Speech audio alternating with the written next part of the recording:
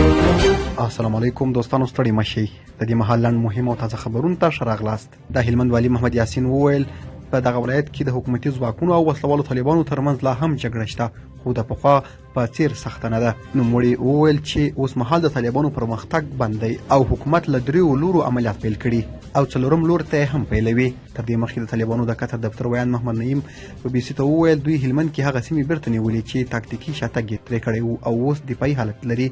خو په جواب کې د هلمند والي وایي دا د خلکو په سترګو کې خاورې اچول دي. دا ځایونه دولت سره وو، دولت سیوري کې خلکو ژوند کاوه، دوی چې راغلل پل یې وران کړ، مکتب یې وران کړ، خلک ترې تانګ وو، تاسې یې مهاجرت ولید.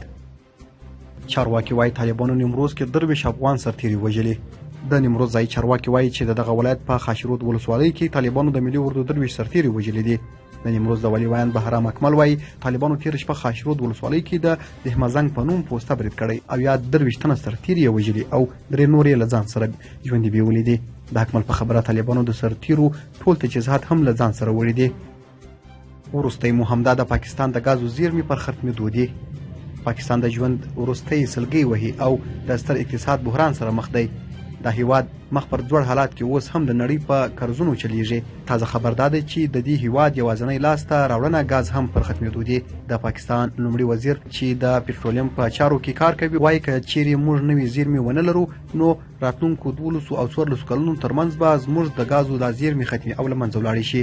ندیم ویلي د روان کال تر پایه موږ د ګازو بیې نه لوړولو، خو عمران خان بیا ویلي و چې د جمعې تر پایه به د ګازو د کمښت سره لاس او ګریوان شي. دوستانو د دې مهال لنډ مهم او تازه خبرونه مو هم دومره وه.